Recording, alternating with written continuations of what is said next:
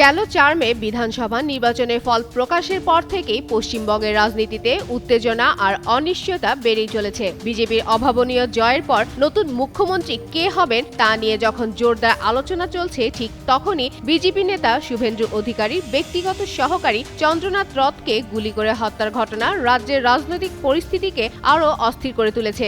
একই সময়ে মুখ্যমন্ত্রী মমতা বন্দ্যোপাধ্যায়ের পদত্যাগ ঘিরে তৈরি হয়েছে নতুন সাংবিধানিক টানাপোড়েন। সব মিলে পশ্চিমবঙ্গে এখন টানটান রাজনৈতিক নাটকীয়তা চলছে। শেষ পর্যন্ত রাজ্যপাল আর.এন. রবি বিধানসভা ভেঙে দেওয়ার ঘোষণা দেন। এর মধ্য দিয়ে টানা ১৫ বছরে তৃণমূল শাসনের প্রশাসনিক সমাপ্তি ঘটল। ভারতীয় সংবাদ মাধ্যম আনন্দবাজার পত্রিকার প্রতিবেদনে বলা হয়েছে, নতুন সরকার শপথ নেওয়া পর্যন্ত রাজ্যের প্রশাসনিক দায়িত্ব রাজ্যপালের হাতেই থাকবে। রাজ্যপাল টি.এন. রবির দপ্তরের তরফে প্রকাশিত বিজ্ঞপ্তিতে বলা হয়েছে, ৭ মে থেকে বিধানসভা ভেঙে দেওয়ার নির্দেশ কার্যকর করা হয়েছে। প্রশাসনিক সূত্রে বক্তব্য, বিধানসভা ভেঙে দেওয়ার অর্থ হল সরকারও আর নেই। ইস্তফা না দিলেও মুখ্যমন্ত্রী মমতা বন্দ্যোপাধ্যায় এবং তার মন্ত্রিসভা এখন প্রাক্তন। তবে মুখ্যমন্ত্রী মমতাকে বরখাস্ত করেনি রাজ্যপাল। আবার তাকে নতুন সরকারের শপথ পর্যন্ত তদারকি মুখ্যমন্ত্রী হিসেবে কাজ চালিয়ে যাওয়ার কথাও বলেননি। কি হয়েছে? মিনিস্টার ফ্রিজ কিনে হাম্বা জিতেছে। মিনিস্টার ফ্রিজ কিনুন, হাম্বা জিতুন, আরো আছে আকর্ষণীয় উপহার।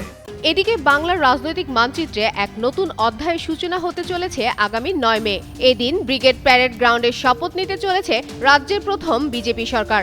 শনিবার মুখ্যমন্ত্রী শপথ গ্রহণের অনুষ্ঠানে প্রধানমন্ত্রী নরেন্দ্র মোদী এবং কেন্দ্রীয় স্বরাষ্ট্রমন্ত্রী অমিত শাহ উপস্থিত থাকবেন বলে বিজেপি সূত্রে জানা গেছে। তবে মুখ্যমন্ত্রী কে হবেন তা নিয়ে এখনও ব্যাপক জল্পনা চলছে। বিজেপির বড় জয়ের পর নতুন মুখ্যমন্ত্রী হিসেবে সবচেয়ে বেশি আলোচনায় রয়েছেন শুভেন্দু অধিকারী। এমন পরিস্থিতির মধ্যেই তার ঘনিষ্ঠ সহযোগী চন্দ্রনাথ রথ খুন হওয়ায় রাজনৈতিক উত্তেজনা আরও বেড়ে যায়। বিজেপির অভিযোগ, এটি পরিকল্পিত রাজনৈতিক প্রতিহিংসার ফল, যদিও তৃণমূল কংগ্রেস এই অভিযোগ অস্বীকার করেছে। এদিকে চন্দ্রনাথ রথ হত্যার তদন্তে বিশেষ তদন্তকারী দল গঠন করেছে পুলিশ। তদন্তকারীদের ধারণা, ঘটনাটি পরিকল্পনা করেই ঘটানো হয়েছে। বুধবার রাতে উত্তর ২৪ পরগনার মধ্যমগ্রামে বাড়ি ফেরার পথে চন্দ্রনাথের গাড়িতে গুলি চালানো হয়। পুলিশ জানিয়েছে, আতাতীয়রা খুব কাছ থেকে গাড়ির জানালা লক্ষ্য করে গুলি চালায়। গুলি তার বুক ও পেটে লাগে। হামলায় গাড়ি চালকও আহত হয়েছেন। এ ঘটনায় ইতিমধ্যে ৩ সন্দেহভাজনকে আটক করেছে পুলিশ। হত্যাকাণ্ডের পর থেকে এলাকায় উত্তেজনা ছড়িয়ে পড়েছে। বিজেপি কর্মী সমর্থকরা বিক্ষোভ করছেন।